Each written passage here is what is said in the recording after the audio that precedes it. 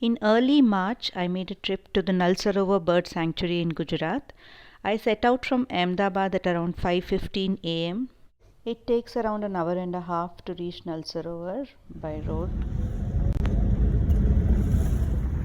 The place was just becoming brighter.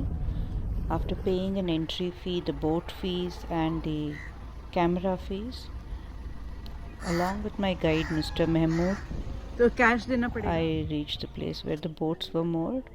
My main wish list was to see the red-breasted goose and the marble teal. These two rare birds and endangered species have been sighted here, just a single bird each. As we set into the water, I took a first few shots of some starlings on a bare tree. The sun was just rising, giving a golden glow to the whole place. I spotted some coots, barn swallows, and a Dalmatian pelican. The lighting was absolutely heavenly. As we moved ahead, we saw some ruddy shell ducks.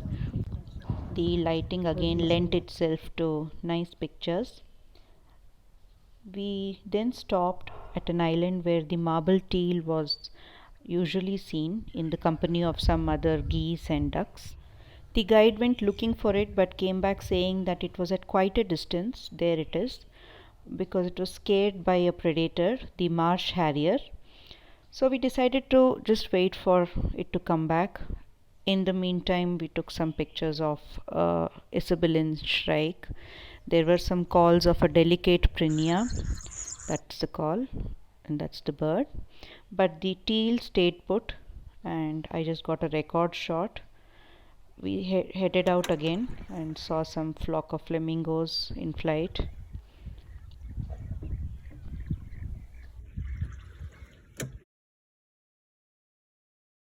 A brown-headed seagull. There were a lot of them here. And as we were heading back, I just took a few pictures of cormorants. The waters here are very shallow, around 4 feet deep. The boat sails through very quietly, and the birds are generally not disturbed by the boat. En route, we saw another island with the same geese and ducks, but the teal wasn't there. However, we saw a nice collared fraternal.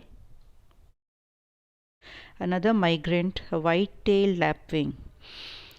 I got a nice shot of that. We headed back to another place in Nalsarovar, en route having lunch in a small shack. There aren't any great restaurants or restrooms even in this place, and you have to make do with whatever is there. At the next place, the boat and the boatman were waiting, and my main hope was to see the red-breasted goose here. As we started out, I saw a glossy ibis, great egret. The sun was really high and hot. We saw some gargani. This is a female gargani. The male I couldn't get a good shot. The common ring plover.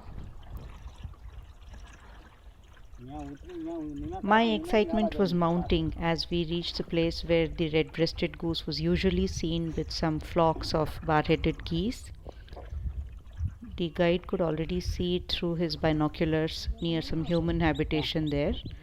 We stopped the boat and walked through some slush, taking off our shoes. It was all worthwhile. At a distance, we could see him. There he is. Got a great shot too.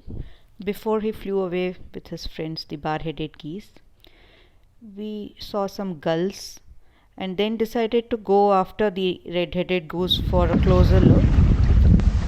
We were joined by a couple of other boats to another place where he was usually seen, and we did see the goose. The goose ate when the bar-headed geese ate, and it flew when they flew. Mission accomplished. We headed back en route a black-tailed godwit. We stopped at a scrub forest kind of place.